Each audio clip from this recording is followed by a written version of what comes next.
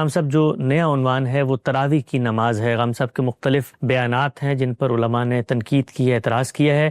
کہا جاتا ہے کہ غامدی صاحب تراویح کی نماز کو کوئی مستقل الگ نماز نہیں مانتے, جبکہ یہ نماز ساتھ آپ صلی اللہ علیہ وسلم, صحابہ اکرام کے اجماع اور پوری امت کے تعامل سے ثابت ہے. ہم سب, ہمارا اس سیریز میں طریقہ یہ ہے کہ جو بھی اشکال ہے, تنقید ہے, ابہام ہے, ہم سب سے پہلے آپ کا مثبت موقف جانتے ہیں. تراویح کی نماز کے بارے میں آپ کا مکمل استدلال اور رائے ہے کیا؟ پھر علماء کی تنقید آپ کی خدمت میں رکھتا ہے. اس کی نوعیت بھی بالکل وہی ہے جو اس سے پہلے طلاق کے معاملے میں واضح ہو چکی ہے. یعنی ایسا نہیں ہے کہ میں نے کوئی اجتہاد کیا ہے, کوئی نئی رائے قائم کی ہے. ہمارے ہاں تراویح سے متعلق جو تصور قائم کر لیا گیا ہے اس کی غلطی واضح کی ہے. اس کی غلطی روایات ہی کی بنیاد پر واضح ہو جاتی ہے. یہ نماز روایات میں نقل ہوئی ہے.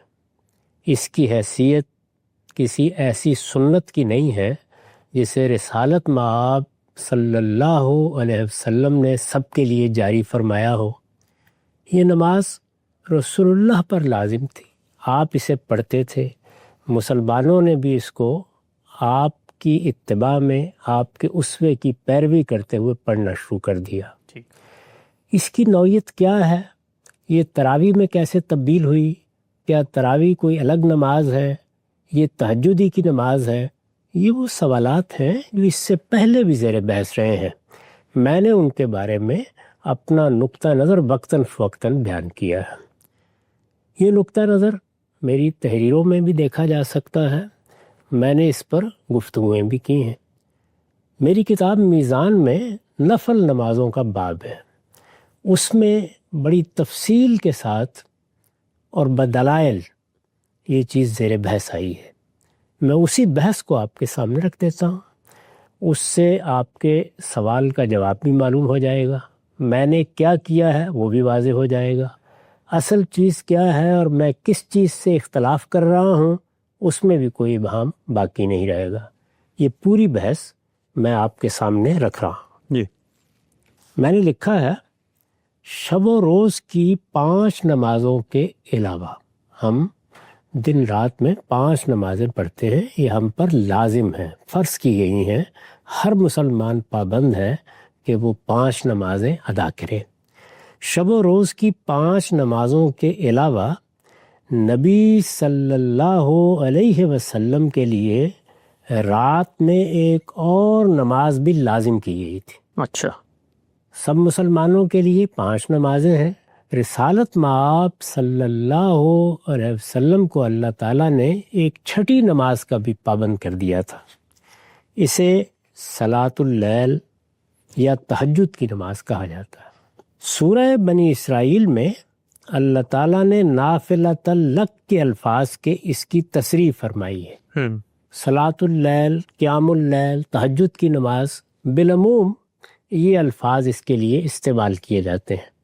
یہ بات کہ یہ نماز رسالت مآب صلی اللہ علیہ وسلم پر 5 نمازوں کے علاوہ لازم کی گئی تھی, اسے خود قرآن مجید نے بیان کر دیا ہے. اچھا. اس کا میں نے حوالہ دیا ہے. سورہ بنی اسرائیل میں اس کے لیے نافلۃ لک کے الفاظ آئے ہیں. سورہ بنی اسرائیل میں یہ آیت 79 ہے. نافلۃ لک کا مطلب ہے یہ تمہارے لیے ان کے علاوہ ہے. یعنی وہاں نمازوں کا ذکر کر کے رسالت مآب صلی اللہ علیہ وسلم کو خطاب فرمایا ہے اور یہ کہا ہے کہ یہ نماز یعنی تہجد کی نماز یہ تمہارے لیے ان کے علاوہ ہے, یعنی 5 نمازوں کے علاوہ ہے. سورہ بنی اسرائیل میں اللہ تعالیٰ نے نافلۃ لک کے الفاظ سے اس کی تصریح فرمائی ہے.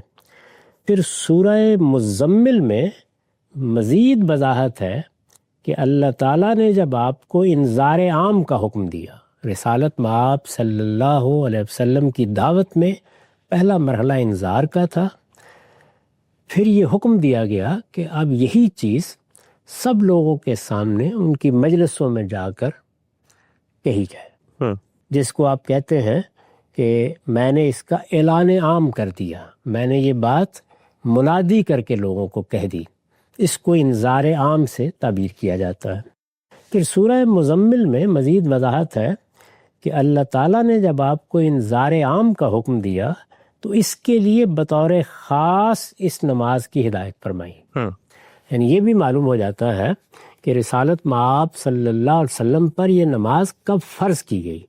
سورہ بنی اسرائیل میں تو حوالہ دیا گیا ہے کہ یہ آپ پر فرض کر دی گئی ہے، یہ 5 نمازوں کے علاوہ ہے، یہ نماز آپ نے زائد پڑھنی ہے، وہاں اس کا حوالہ دیا گیا ہے۔ لیکن سورہ مزمل میں اس کا ابتدائی حکم بیان ہوا ہے۔ ٹھیک۔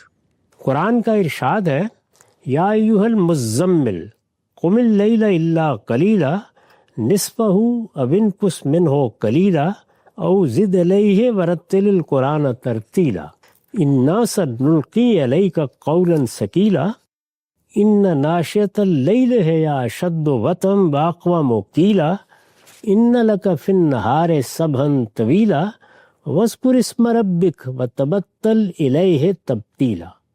یہ سورہ مزمل کی 1 سے 8 آیات ہے۔ ترجمہ ہے، اے اوڑھ لپیٹ کر بیٹھنے والے، رات کو کھڑے رہو مگر تھوڑا، آدھی رات یا اس سے کچھ کم کر لو یا اس پر کچھ بڑھا دو، اور اپنی اس نماز میں قرآن کو ٹھہر ٹھہر کر پڑھو، اس لیے کہ عنقریب ایک بھاری بات کا بوجھ ہم تم پر ڈال دیں گے۔ بھاری بات یعنی وہی انذار عام۔ رات کا یہ اٹھنا در حقیقت دل کی جمعیت اور بات کی درستی کے لیے بہت موزوں ہے، اس لیے کہ دن میں تو اس کام کی وجہ سے، یعنی دعوت کے کام کی وجہ سے، اس لیے کہ دن میں تو اس کام کی وجہ سے تمہیں بہت مصروفیت رہے گی، لہٰذا اس وقت پڑھو۔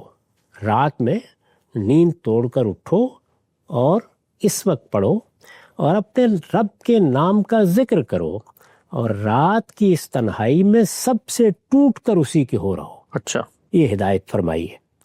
عام مسلمانوں کے لیے یہ ایک نفل نماز ہے، یعنی رسالت مآب صلی اللہ علیہ وسلم پر یہ فرض کی گئی تھی۔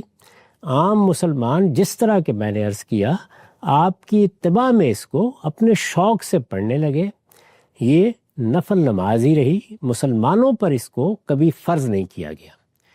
عام مسلمانوں کے لیے یہ ایک نفل نماز ہے، اور جنہیں اللہ تعالیٰ توفیق دے ان کے لیے بڑی سعادت کی بات ہے کہ وہ نبی صلی اللہ علیہ وسلم کی پیروی میں اس کا اہتمام کریں۔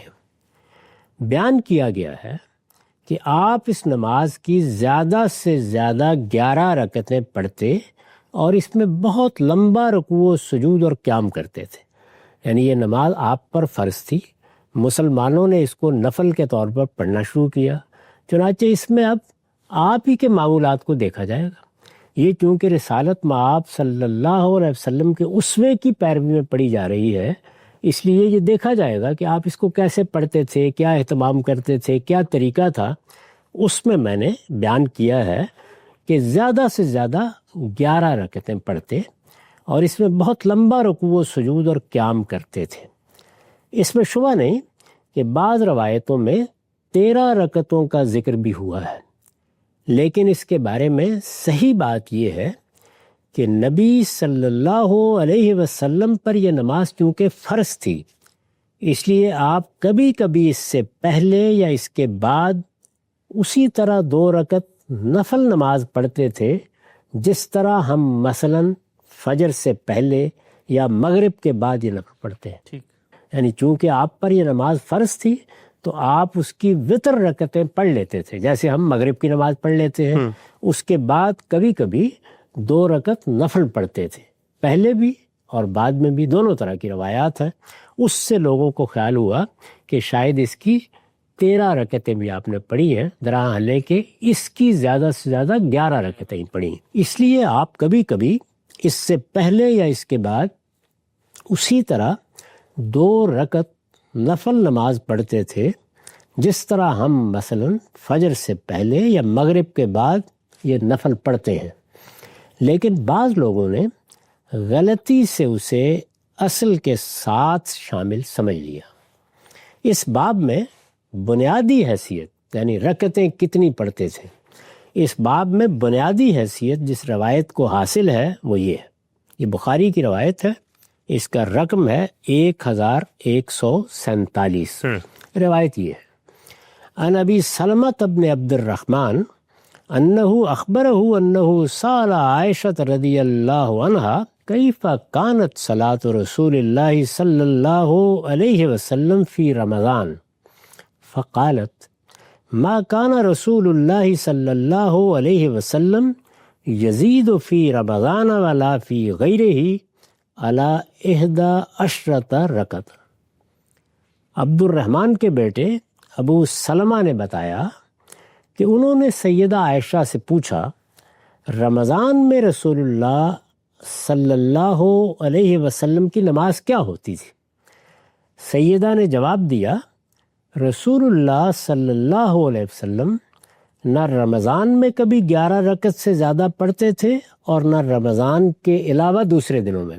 اس سے یہ بالکل واضح ہو گیا کہ رمضان میں آپ کوئی الگ نماز نہیں پڑھتے تھے، وہی تہجد کی نماز ہے۔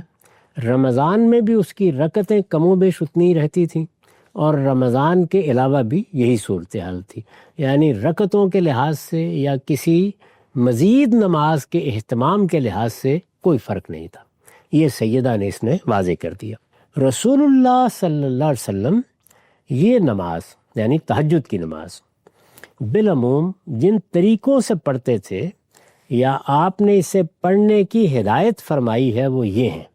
ہمارے ہاں فرض نماز پڑھنے کا ایک ہی طریقہ ہے، لیکن تہجد میں یہ معلوم ہوتا ہے کہ رسالت مآب صلی اللہ علیہ وسلم متنوع طریقے اختیار کرتے تھے، وہ میں نے جمع کر دیے ہیں۔ 2 رکعتیں پڑھ کر سلام پھیر دیا جائے، پھر 1 رکعت سے یہ نماز وتر کر دی جائے۔ اس نماز کے بارے میں آگے بھی واضح ہوگا، یہ لازم ہے کہ اس کو وتر پڑھا جائے گا، یعنی اس کی رکعتوں کی تعداد 3 ہوگی، 5 ہوگی، 7 ہوگی، 9 ہوگی، 11 ہوگی، یہ ہمیشہ اسی طرح پڑھی جائے گی۔ 2 رکعتیں پڑھ کر سلام پھیر دیا جائے، پھر 1 رکعت سے یہ نماز وتر کر دی جائے۔ 2 رکعتیں پڑھ کر سلام پھیرا جائے، پھر 5 رکعتیں اس طرح پڑھی جائے کہ ان میں قعدہ صرف آخری رکعت میں کیا جائے، یہ دوسرا طریقہ ہے۔ تیسرا طریقہ 4 رکعتیں، اس سے پہلے کیا تھا 2 رکعتیں، 4 رکعتیں عام طریقے سے پڑھ کر سلام پھیر دیا جائے جیسے ہم پڑھتے ہیں، پھر 3 رکعتیں قعدے کے بغیر مسلسل پڑھ کر آخری رکعت میں قعدہ کیا جائے اور اس کے بعد سلام پھیرا جائے۔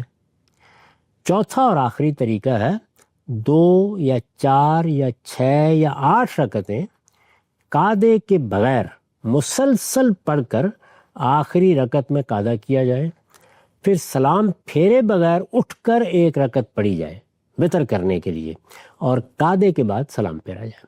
یہ 4 طریقے رسالت مآب صلی اللہ علیہ وسلم کی تہجد کے معلوم ہوتے ہیں۔ روایتوں سے معلوم ہوتا ہے کہ اس نماز میں یعنی تہجد کی نماز میں پہلے سرن و جہرن دونوں طریقوں سے قرآن مجید کی تلاوت کی جاتی تھی۔ ہمارے ہاں 5 نمازوں کے بارے میں یہ سنت قائم کی گئی ہے کہ اس میں سے 3 نمازوں میں ہم جہری قرات کرتے ہیں، بلند آواز سے قرآن پڑھتے ہیں، اور 2 نمازوں میں خاموشی کے ساتھ سرن۔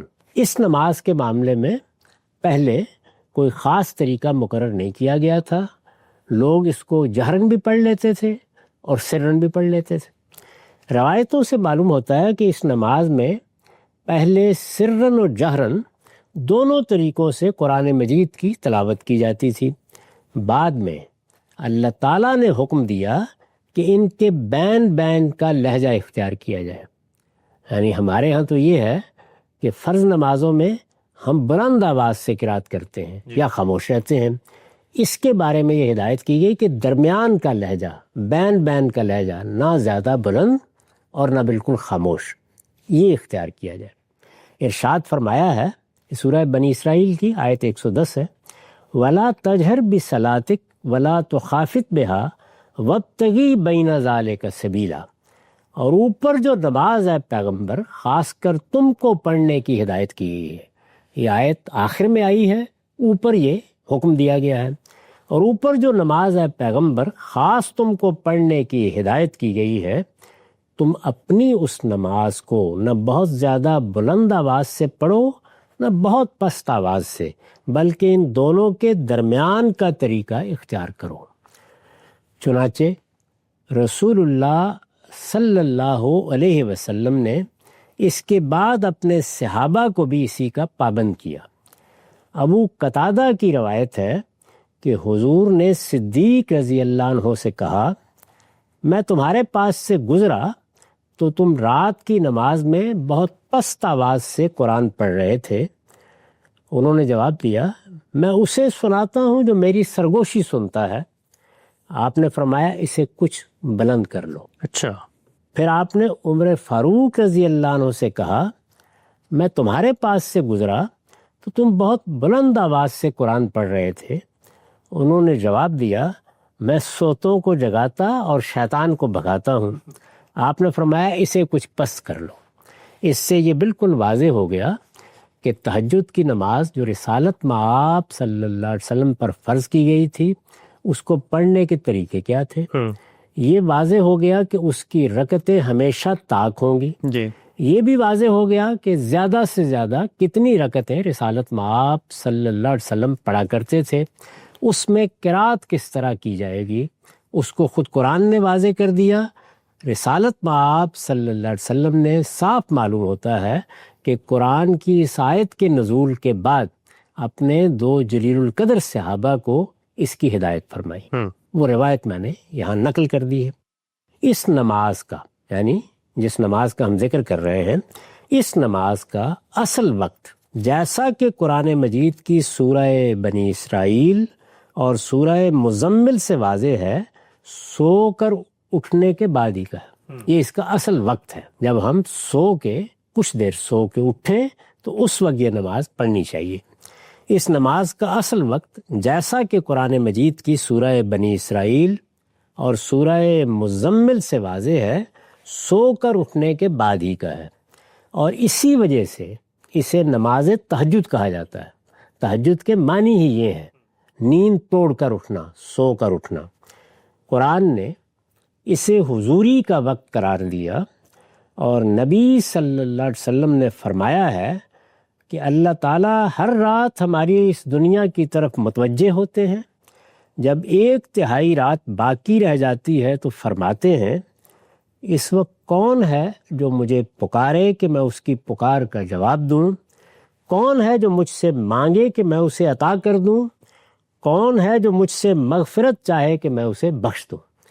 رسالت مآب صلی اللہ علیہ وسلم نے اس طرح لوگوں کو گویا توجہ دلائی ہے کہ یہ وقت کتنا غیر معمولی ہے، اس میں ہم گویا بارگاہ میں حاضر ہوتے ہیں، اس وجہ سے اس کو حضوری کی نماز کے طور پر اہمیت دینی چاہیے۔ یہ اس کا وقت ہے، تہجد کا وقت۔ تاہم اگر کوئی شخص یہ سعادت حاصل کرنے میں کسی وجہ سے کامیاب نہ ہو سکے، اپنے حالات کی وجہ سے، طبیعت کی وجہ سے، سستی کی وجہ سے وہ نیند توڑ کر نہیں اٹھ پا رہا، تاہم کوئی شخص اگر یہ سعادت حاصل کرنے میں کسی وجہ سے کامیاب نہ ہو سکے تو وہ یہ نماز سونے سے پہلے بھی پڑھ سکتا ہے۔ سورہ مزمل میں اس نماز سے متعلق تخفیف کی آیت سے یہ بات بھی نکلتی ہے۔ اچھا۔ سورہ مزمل ہی میں آگے اللہ تعالیٰ نے واضح کیا ہے آیت 20 میں کہ اس نماز سے متعلق مسلمانوں میں ایک شوق پیدا ہوا ہے، وہ اس کا اہتمام کر رہے ہیں۔ اس میں اپنے اوپر بعض ایسی چیزیں انہوں نے عائد کر لی ہیں جن کا وہ تحمل نہیں کر سکیں گے، چنانچہ اس میں تخفیف فرمائی ہے۔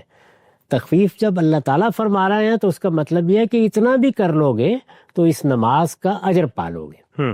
اس میں فرمایا ہے، ان ربک یعلم انک تقوم ادنی من ثلثی اللیل ونصفہ وثلثہ وطائفۃ من الذین معک واللہ یقدر اللیل والنہار علم ان لن تحصوہ فتاب علیکم فاقرؤوا ما تیسر من القرآن علم ان سیکون منکم مرضی وآخرون یضربون فی الارض یبتغون من فضل اللہ وآخرین یقاتلون فی سبیل اللہ فاقرؤوا ما تیسر منہ۔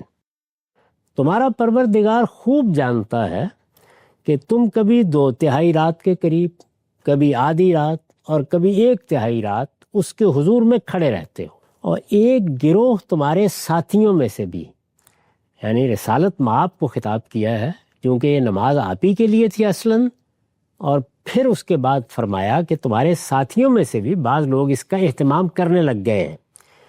لوگوں کی ضرورت کے لحاظ سے اللہ ہی دن اور رات کی تقدیر ٹھہراتا ہے۔ اس نے جان لیا کہ تم لوگ اسے نبھا نہ سکو گے، تو اس نے تم پر عنایت کی نظر کی، چنانچہ اب قرآن میں سے جتنا ممکن ہو اس نماز میں پڑھ لیا کرو۔ قرآن مجید جب کم پڑھا جائے گا تو اس کے نتیجے میں نماز کا وقت بھی کم ہو جائے گا۔ اس طرح گویا قرآن جتنا چاہے پڑھ لیا کرو کہہ کر تخفیف کر دی۔ چنانچہ اب قرآن میں جتنا ممکن ہو اس نماز میں پڑھ لیا کرو۔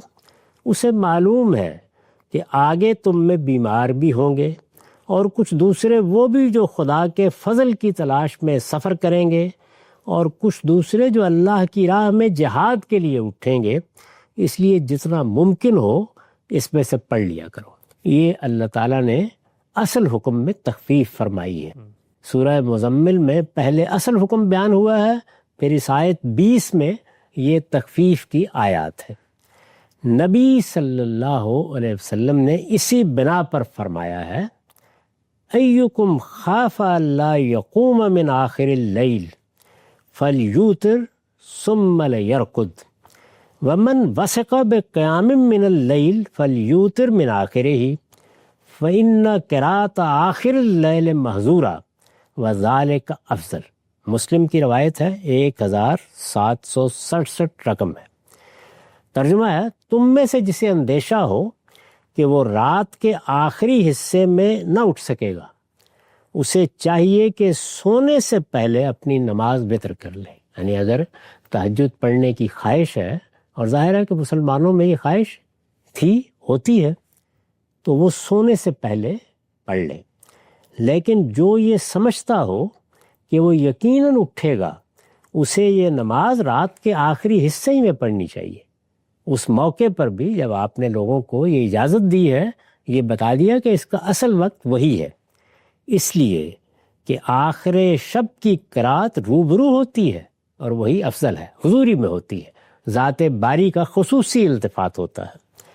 نبی صلی اللہ علیہ وسلم یہ نماز ہمیشہ تنہا پڑھتے تھے، تاہم رمضان کے کسی مہینے میں جب آپ تہجد کے لیے اٹھے اور مسجد میں بوریے کا جو حجرہ آپ رمضان میں بنا لیتے تھے اعتکاف کرنے کے لیے، جب آپ تہجد کے لیے اٹھے اور مسجد میں بوریے کا جو حجرہ آپ رمضان میں بنا لیتے تھے، اس سے نکل کر باہر مسجد میں نماز پڑھی۔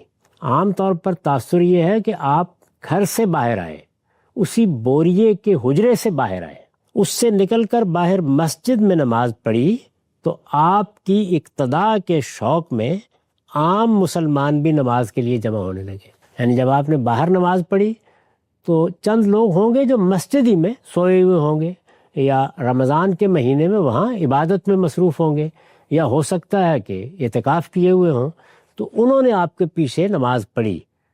مسلمانوں کو انہوں نے بتایا کہ آج تو رسالت مآب صلی اللہ علیہ وسلم اپنے اعتکاف کی جگہ سے باہر تشریف لے آئے تھے، اور ہم نے آپ کے پیچھے تہجد کی نماز پڑھی ہے، تو لوگ جمع ہونے لگے۔ نبی صلی اللہ علیہ وسلم نے اسے دیکھا تو چند دنوں کے بعد یہ سلسلہ اس اندیشے سے منقطع کر دیا کہ آپ کی طرح مبادا یہ عام مسلمانوں پر بھی فرض کر دی جائے۔ یعنی اتنے شوق سے لوگ پڑھ رہے ہیں تو کہیں ایسا نہ ہو کہ اللہ تعالیٰ اس کو لازم کر دیں لوگوں پر۔ اس سے پہلے بنی اسرائیل کے ہاں ایسی بہت سی چیزیں ہو چکی تھیں۔ اس نظیر کو سامنے رکھ کر آپ نے اندیشہ محسوس کیا، اور 3-4 دنوں کے بعد آپ باہر تشریف نہیں لائے۔ 3-4 دن لوگ آپ کے پیچھے پڑتے رہے، یعنی خود آپ نے اس کی جماعت کے لیے لوگوں کو نہیں بلایا، کوئی اہتمام نہیں کیا، معمول کے مطابق اپنی نماز پڑھی، جس طرح اپنی نماز میں قرات فرماتے تھے اسی طرح فرمائی۔ لوگ اپنے شوق سے پیچھے نماز پڑھنے کے لیے کھڑے ہو گئے. یہ واقعہ 3-4 دن ہوا، لیکن بعد میں آپ نے اس سلسلے کو منقطع کر دیا.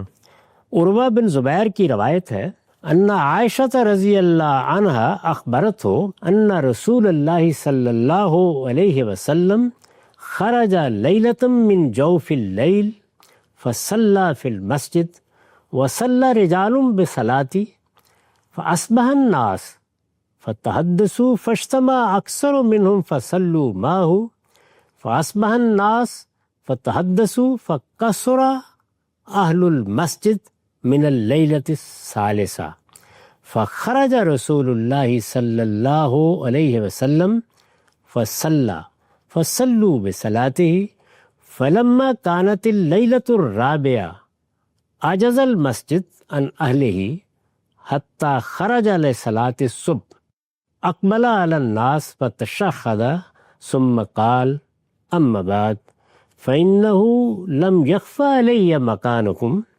وَلَكِنِّي خَشِيتُ أَن تُفْرَضَ عَلَيْكُمْ فَتَعْجِزُوا عَنْهَا.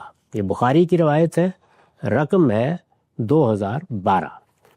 ترجمہ ہے سیدہ عائشہ نے انہیں بتایا، یعنی عروہ بن زبیر کو، کہ رسول اللہ صلی اللہ علیہ وسلم آدھی رات کے وقت نکلے اور آپ نے مسجد میں نماز پڑھی، اپنے حجرے سے نکلے.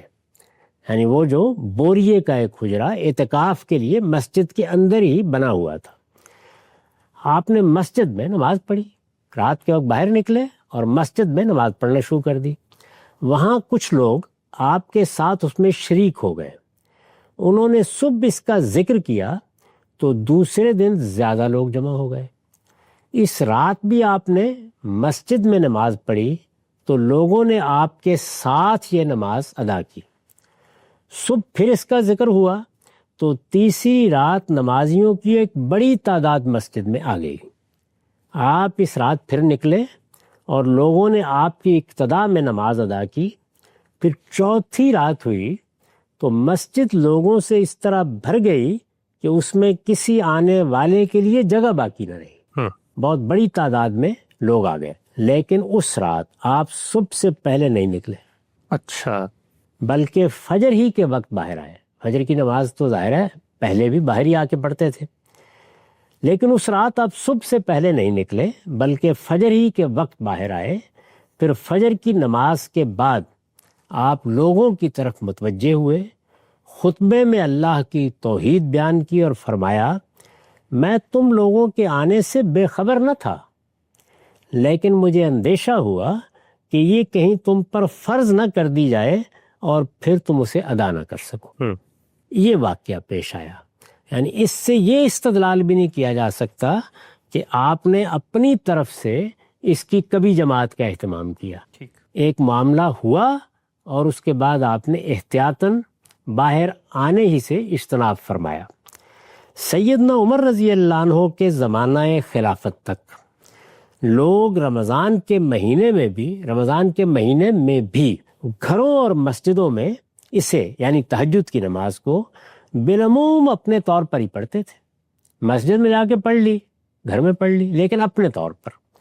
یہاں تک کہ وہ سیدنا عمر رضی اللہ عنہ ایک دن مسجد کی طرف آئے تو انہوں نے دیکھا کہ لوگ مختلف ٹکڑیوں میں اس طرح نماز پڑھ رہے ہیں کہ کوئی شخص تنہا تلاوت کر رہا ہے اور کچھ کسی امام کی اقتداء میں، اکیلے بھی لوگ کھڑے ہو کے پڑھ رہے ہیں اور کچھ لوگوں نے کسی کو امام بنا لیا ہے. جن کو زیادہ قرآن یاد نہیں ہوگا انہوں نے کسی کو امام بنا لیا. اس نماز میں چونکہ تلاوت کچھ بلند آواز سے ہوتی ہے، اس وجہ سے مسجد میں عجیب بے نظمی کی کیفیت تھی. عمر رضی اللہ عنہ نے قرآن مجید کے آداب کے لحاظ سے اسے پسند نہیں فرمایا. اچھا. اور ابی بن کعب کو اس نماز کے لیے لوگوں کا امام مقرر کر دیا. یہ سیدنا عمر کا اجتہاد ہے. یعنی انہوں نے یہ فیصلہ فرمایا کہ لوگ آ رہے ہیں شوق سے، ایک شخص اپنے طور پر پڑھ رہا ہے، کچھ لوگوں نے کسی کو امام بنایا ہوا ہے، تو اگر یہ شوق سے آ ہی رہے ہیں تو پھر کوئی ایک امام مقرر کر دیا جائے، وہ ان سب کو نماز پڑھا دے. عمر رضی اللہ عنہ نے قرآن مجید کے آداب کے لحاظ سے اسے پسند نہیں فرمایا اور ابی بن کعب کو اس نماز کے لیے لوگوں کا امام مقرر کر دیا۔ اس کے بعد ایک دوسری رات آپ پھر تشریف لائے، لوگوں کو نماز پڑھتے دیکھا تو فرمایا یہ نئی چیز اچھی ہے، لیکن جس کو چھوڑ کر یہ سوئے رہتے ہیں وہ اس سے بہتر ہے، یعنی تہجد۔ اچھا، روایت سے واضح ہے کہ عمر رضی اللہ عنہ نہ صرف یہ کہ لوگوں کے ساتھ اس نماز میں شامل نہیں ہوئے، بلکہ انہوں نے رات کے آخری حصے میں اٹھ کر تنہا یہ نماز پڑھنے کو اس سے بہتر قرار دیا۔ یعنی وہی پوری بات بالکل واضح ہو گئی کہ انہوں نے ہرگز کسی نئی نماز کا اہتمام نہیں کرایا۔ لوگ رسالت مآب صلی اللہ علیہ وسلم کی دی ہوئی اجازت کے مطابق عشاء کے بعد یہ نماز پڑھ رہے تھے۔ بد نظمی دیکھ کر ایک امام مقرر کر دیا، نہ خود شریک ہوئے نہ اس کی امامت فرمائی۔ یہ بات بالکل واضح ہے۔ رسول اللہ صلی اللہ علیہ وسلم نے یہ نماز جیسا کہ اوپر بیان ہوا کبھی 11 رکعتوں سے زیادہ نہیں پڑھی، تاہم اس کے لیے رکعتوں کی کوئی تعداد چونکہ متعین نہیں ہے، اس لیے جب ایک امام کا تقرر ہوا تو لوگ رمضان میں نماز تراویح کے نام سے اس نماز کی 23 بلکہ اس سے بھی زیادہ رکعتیں پڑھنے لگے، یعنی 20 اور وہی 3 تہجد کی نماز، اس کو ایک نیا نام اس طریقے سے ملا اور پھر تراویح کے نام سے لوگ عشاء کے بعد تہجد پڑھنے لگے۔ یہ اس کی حقیقت ہے۔ اس میں چونکہ 20 رکعتیں لوگوں نے پڑھنا شروع کی، اس کے ساتھ وتر ملا لیے تو 23 رکعتیں ہو گئیں۔ 23 رکعتیں زیادہ لمبی ہو جاتی ہیں تو ہر 4 رکعت کے بعد لوگ بیٹھ جاتے تھے، اس بیٹھنے کو ترویہ کہتے ہیں، اسی سے اس کا نام تراویح پڑ گیا۔ رسالت مآب صلی اللہ علیہ وسلم کے زمانے میں، سیدنا ابوبکر کے زمانے میں کبھی یہ نام بھی آپ کو سننے کو نہیں ملے گا۔ وہ صلاۃ اللیل، تہجد کی نماز، قیام اللیل، اسی سے تعبیر کی جاتی تھی۔ اس وقت سے یعنی جب یہ معاملہ ہوا کہ لوگوں نے 23 رکعتیں پڑھنا شروع کر دی، اس وقت سے اب تک مسلمانوں کا عام طریقہ یہی ہے، اور ان میں سے زیادہ اب اس بات سے واقف بھی نہیں رہے کہ یہ در حقیقت تہجد ہی کی نماز ہے۔ اس کو پھر سن لیجئے، اور ان میں سے زیادہ اب اس بات سے واقف بھی نہیں رہے کہ یہ در حقیقت تہجد ہی کی نماز ہے جسے وہ عشاء کے ساتھ ملا کر پڑھ رہے ہیں۔ اچھا، یہ میرا موقف ہے، یہ اس مسئلے کی تحلیل ہے۔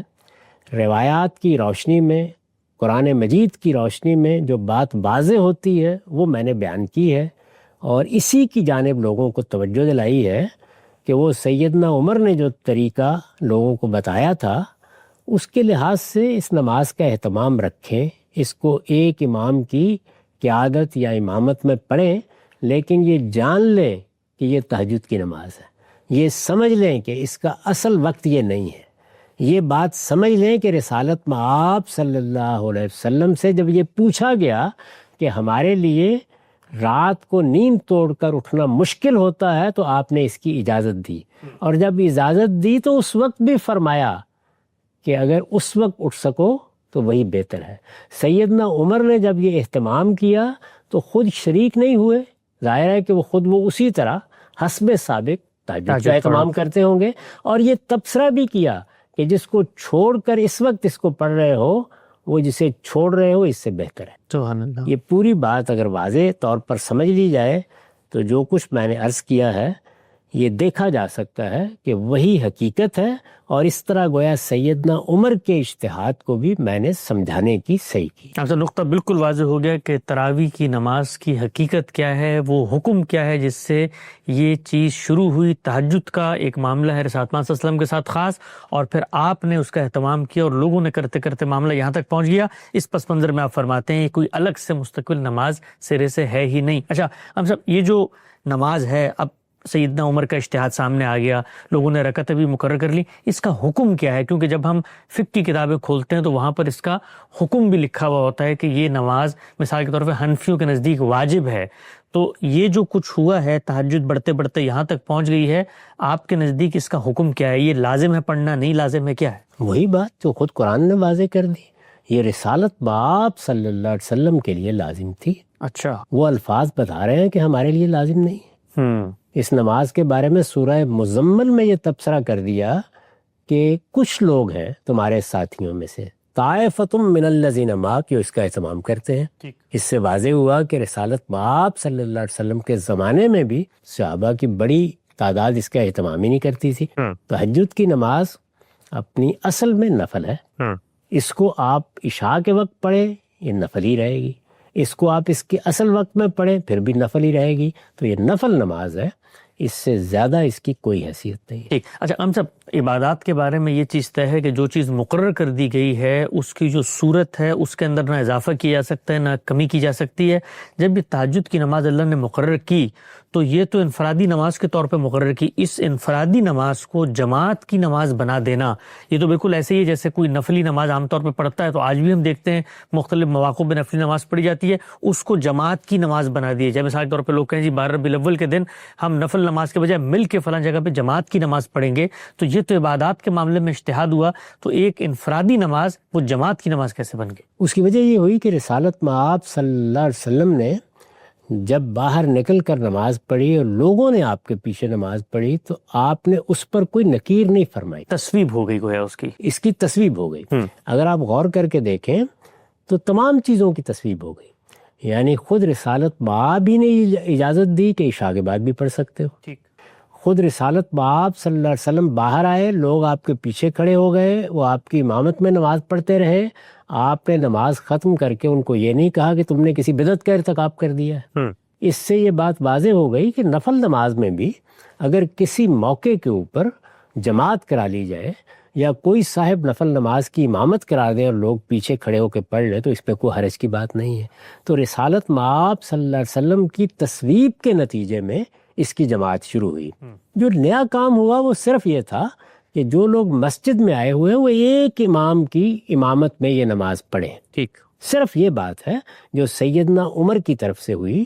اور میں نے عرض کیا اس میں کہ اس کا باعث یہ ہوا کہ قرآن مجید کے آداب کے لحاظ سے انہوں نے یہ موضوع نہیں سمجھا کہ قرآن مجید پڑھا جا رہا ہے، ایک صاحب پڑھ رہے ہیں، دوسرے پڑھ رہے ہیں، تیسرے بھی پڑھ رہے ہیں اور ان کے درمیان منازعت ہو رہی ہے. ظاہر ہے کہ جب قرآن مجید پڑھا جائے گا تو اس کا ادب یہی ہے کہ اس کو سنا جائے. تو اس لیے انہوں نے مناسب سمجھا کہ ابی بن کعب اس کی جماعت کرا دیا کریں. اور جب انہوں نے جماعت کرانا شروع کی تو لوگوں نے خیال کیا ہوگا کہ اب تو طے کرنا پڑے گا کتنی رکعتیں پڑھنی ہیں. تو ہوتے ہوتے اس کی 23 رکعتوں کی روایت قائم ہو گئی. ٹھیک. امام مالک کے بارے میں معلوم ہوتا ہے کہ ان کے زمانے میں اس سے بھی زیادہ رکعتیں لوگ پڑھنے لگ گئے. اچھا. چنانچہ 39-46 رکعتوں کا ذکر بھی آتا ہے. تو اس وجہ سے یہ لوگوں کا انتخاب تھا. اس میں رسالت مآب صلی اللہ علیہ وسلم کا اسوہ روایتوں میں بڑی وضاحت سے بیان ہوا ہے. 11 سے زیادہ رکعتیں آپ نے نہیں پڑھی. ٹھیک. اچھا ہم سب یہی جو مارکت الاراء اختلاف ہے ہم یہ دیکھتے ہیں کہ حنفیوں میں اور ہمارے یہاں جو سلفی حضرات ہیں ان کے درمیان ہوتا ہے. ان کا استدلال یہ ہے کہ جب سیدہ عائشہ کی روایت میں آگے ہے کہ رسالت مآب صلی اللہ علیہ وسلم نے تہجد 8 رکعت سے زیادہ نہیں پڑھی اور 3 سے وطر کیا، اور یہ جو دوسرا طبقہ ہے وہ یہ کہتا ہے کہ آپ کے پاس تو ایک روایت ہے لیکن پوری امت کا اجماع، صحابہ کا تعامل اور پھر اس پر سلف صالحین کا ایک طرح کا تواتر ہے جو 20 سے اس معاملے کو آگے بڑھا رہا ہے. تو آپ کی اس معاملے میں رائے کیا ہے؟ نہ آپ کے نزدیک نہ 8 لازم ہے نہ 20 لازم ہے، جتنی چاہے تعداد آدمی پڑھ سکتا ہے؟ جتنی چاہے. میں نے اس کی روایتیں نقل بھی کر دی ہیں. 3 پڑھ لیں، 5 پڑھ لیں، 7 پڑھ لیں، 9 پڑھ لیں، جتنی چاہے پڑھ لیں. اس میں کوئی حرج کی بات نہیں. صحابہ کا یہ طرز عمل بتا رہا ہے کہ رسالت مآب صلی اللہ علیہ وسلم نے اس نماز کی کوئی رکعتیں مقرر نہیں کر رکھی ہوئی تھی. اور مقرر فرماتے بھی کیوں؟ اس لیے کہ یہ نماز لوگوں کے لیے تھی نہیں. ان کو تو بہرحال نفل نماز اپنے شوق سے پڑھنا تھی، وہ پڑھ لیتے. جی. یہ فرض آپ پر تھی. اور جب آپ نے بھی اس کی رکعتیں متعین نہیں کی، یعنی ایسا نہیں ہے کہ ہمیشہ 11 پڑھی. سیدہ عائشہ بھی یہ بیان کر رہی ہیں کہ زیادہ سے زیادہ 11 پڑھی، اس سے کم بھی آپ پڑھتے رہے. تو اس سے یہ بالکل واضح ہو گیا کہ اس کی کوئی متعین رکعتیں نہیں ہیں. اللہ تعالیٰ جتنی توفیق دے، نفل نماز ہے پڑھ سکتے ہیں. باقی نوافل کے بارے میں بھی یہی صحیح ہے. یعنی آپ ظہر سے پہلے، ظہر کے بعد، آپ عصر سے پہلے، عصر کے بعد مختلف طریقوں سے رکعتیں پڑھتے ہیں. تو نفل رکعتیں 2 پڑھ لیں، 4 پڑھ لیں، 10 پڑھ لیں، جتنی چاہے پڑھ لیں. جو نوافل کے بارے میں عمومی قانون ہے اسی کو صحابہ نے سمجھا ہے اور اسی کے لحاظ سے انہوں نے اپنے لیے اپنی سہولت کے لیے اس کی کچھ رکعتیں مقرر کر لی۔ نقطہ بالکل واضح ہوگا۔ ہم صاحب آخری سوال اس موضوع سے متعلق، اگر یہ سیدنا عمر کا اجتہاد تھا اور انہوں نے اجتہاد سے نظم قائم رکھنے کے لیے، ایک ترتیب بنانے کے لیے، ان کی اپنی طبیعت میں ڈسپلن تھا، ایک طریقہ قائم کیا، لیکن آج ہم یہ دیکھتے ہیں کہ ہماری امت میں جس طریقے سے تراویح کی نماز رائج ہے، لوگ شبینہ مجالس کرتے ہیں 3 دن 10 دن، بالکل طوطے کی طرح رٹ کے قرآن مجید اسپیڈ سے پڑھتے ہیں، نہ قرآن مجید کا اہتمام ہوتا ہے، نہ رتل قرآن ترتیلہ ہوتا ہے، نہ لوگوں کو کچھ سمجھ میں آتا ہے، تو اس صورتحال میں کوئی فقیہ، کوئی مجتہد کیا آج اجتہاد کر کے یہ کہہ سکتا ہے کہ جو اصل نماز تھی تہجد، اس کی طرف لوٹا جائے اور یہ جو ترتیب اور حیت قائم کر دی گئی ہے تراویح کی، اس کا خاتمہ ہونا چاہیے؟ کہہ سکتا ہے، کیا لازم ہے کہ کہا جائے۔ اچھا، میں نے بھی اپنی ذمہ داری پوری کی ہے، لوگوں کو بتایا جائے کہ اصل حقیقت کیا ہے، لوگوں کو سمجھایا جائے کہ اس میں 23 رکعتیں پڑھنا ہی لازم نہیں ہے، اپنی سہولت کے لحاظ سے پڑھا کرو، اس میں قرآن مجید کو ختم کرنا بھی ضروری نہیں ہے، یہ بھی اپنی سہولت کے لحاظ سے، خود قرآن کے الفاظ ہے فَقْرَؤْا مَا تَيَسَّرَ مِنْهُ، یعنی جتنی سہولت ہو، جتنا ممکن ہو قرآن پڑھ لیا کرو۔ یہ سب باتیں بالکل واضح ہیں، قرآن میں بیان ہوئی ہیں، روایتوں میں بیان ہوئی ہیں، عملی طور پر بھی ہر شخص ان کو جانتا ہے۔ چنانچہ یہی باتیں ہر عالم کا فرض ہے کہ وہ لوگوں کو بتاتا رہے اور وہ اپنے رویوں کی، اس کی روشنی میں اصلاح بھی کرتے رہیں اور اپنے علم کی بھی اصلاح کرتے رہیں۔